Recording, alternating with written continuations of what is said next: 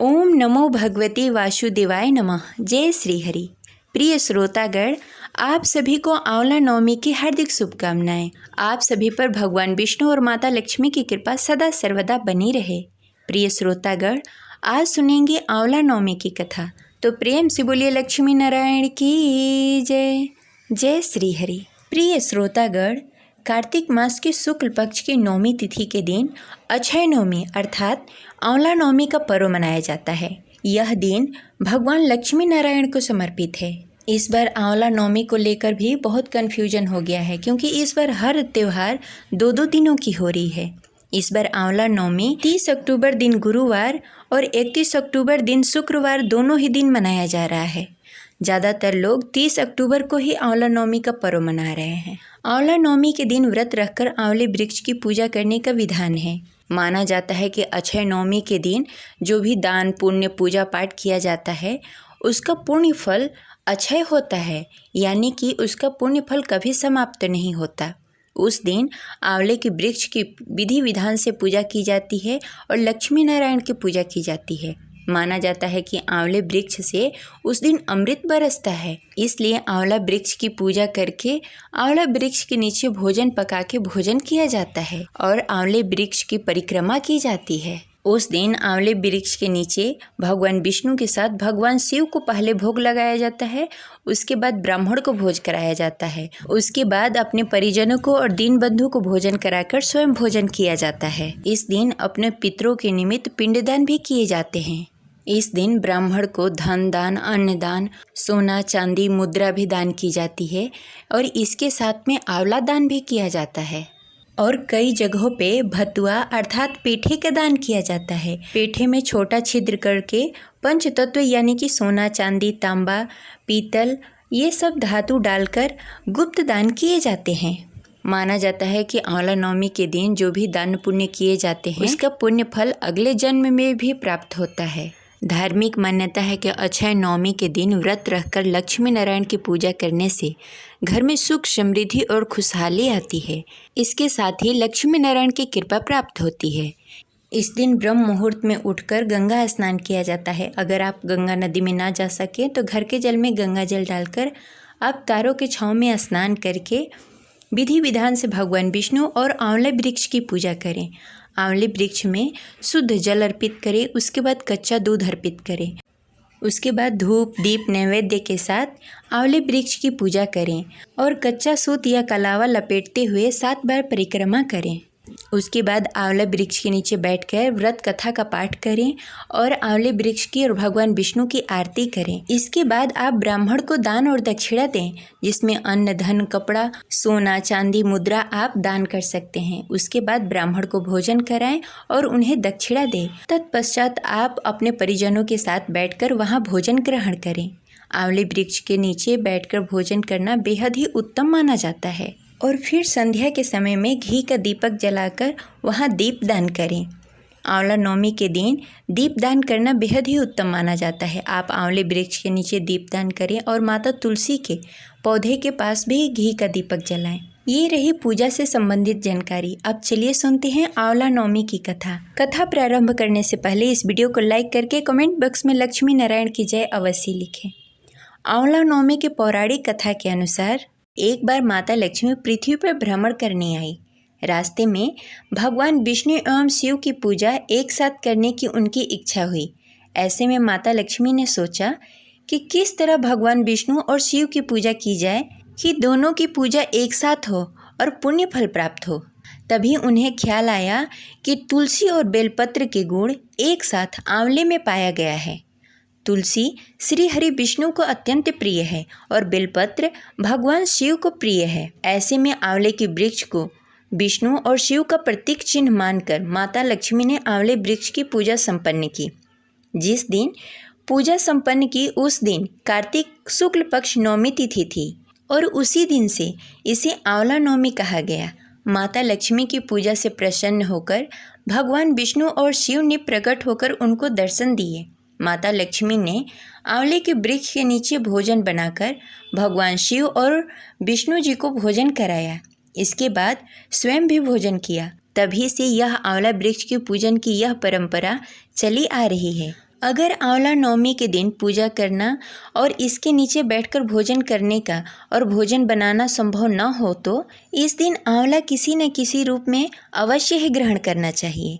इसका पुण्य फल आपको प्राप्त होगा। वहीं आंवला नवमी की दूसरी कथा के अनुसार एक बार जगंद्रो आदि शंकराचार्य भिक्षा मांगते हुए एक कुटिया के सामने जाकर रुके। वहाँ एक बुढ़िया औरत रहती थी जो अत्यंत ही गरीब और दयनीय स्थिति में थी। शंकराचार्य की आवाज़ सुनकर वह बुढ़िया बाहर आई। उसने हाथ में एक सूखा हुआ आंवला लिया था। वह बोली, महात्मन, मेरे पास इस सूखे आंवले के सिवा कुछ नहीं है जो आपको भिक्षा में दूं। शंकराचार्य को उसकी स्थिति पर दया आ गई और उन्होंने उसी समय उसकी मदद की प्रण लिया। उन्होंने अपनी आंखें बंद की और मंत्र रूपी 22 श्लोक पढ़े। ये 22 श्लोक कनकधारा श्लोक से थे। इससे प्रसन्न होकर माता लक्ष्मी ने दिव्य दर्शन दिए और कहा कि शंकराचार्य, यह औरत ने अपने पूर्व जन्म में कोई भी वस्तु दान नहीं किए। यह अत्यंत कंजूस थी और मजबूरी बस कभी किसी को कुछ देना भी पड़ा तो यह बुरे मन से दान करती थी। इसलिए इस जन्म में इसकी हालत यह है। यह अपने कर्मों का फल भोग रही है, इसलिए मैं उसकी कोई सहायता नहीं कर सकती हूँ। शंकराचार्य ने देवी लक्ष्मी की बातें सुनकर कहा, हे महालक्ष्मी, इसने पूर्व जन्म में अवश्य ही दान पुण्य नहीं किए होंगे, लेकिन इस जन्म में इसने पूरी श्रद्धा और भक्ति के साथ एक आंवला दान किया है।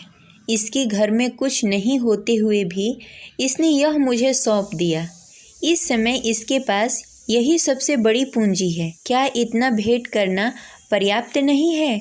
शंकराचार्य की इस बातों से देवी लक्ष्मी प्रसन्न हुई और उसी समय उन्होंने गरीब महिला के घर में सोने की आंवले की वर्षा कर दी।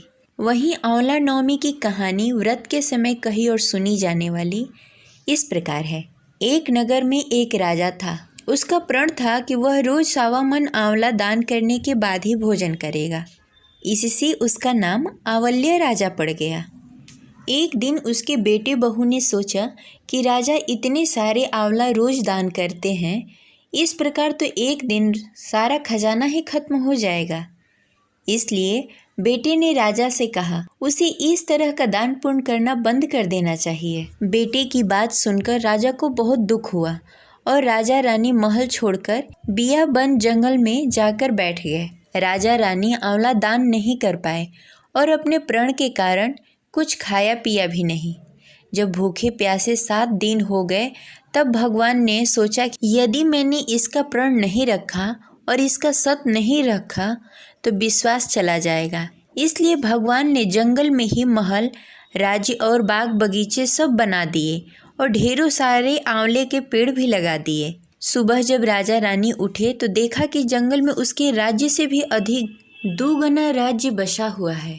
राजा रानी से कहने लगे, रानी देख कहते हैं, सत मत छोड़े सुरमा मत छोड़िया पत जाए, सत की छोड़ी लक्ष्मी फिर मिलेगी आए।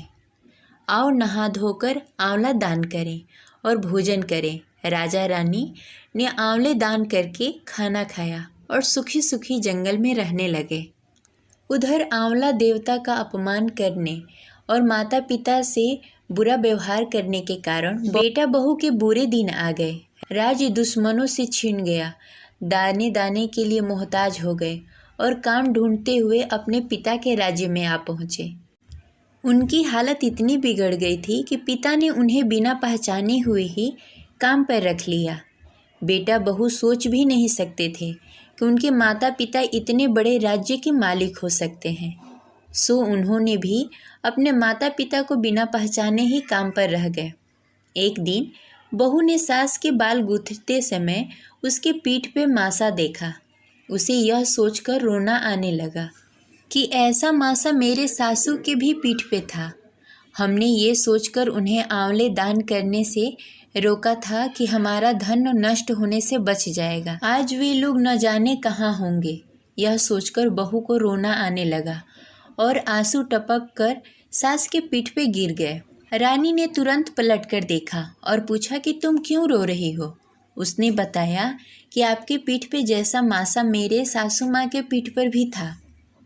हमने उन्हें आंवले दान करने से मना कर दिया था, इसलिए वे लोग घर छोड़कर कहीं और चले गए।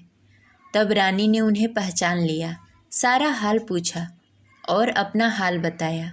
अपने बेटे बहू को समझाया कि दान करने से धन कभी कम नहीं होता बल्कि बढ़ता है। तब से राजा रानी के साथ में बेटे बहू भी बड़े ही सुख शांति के साथ रहने लगे।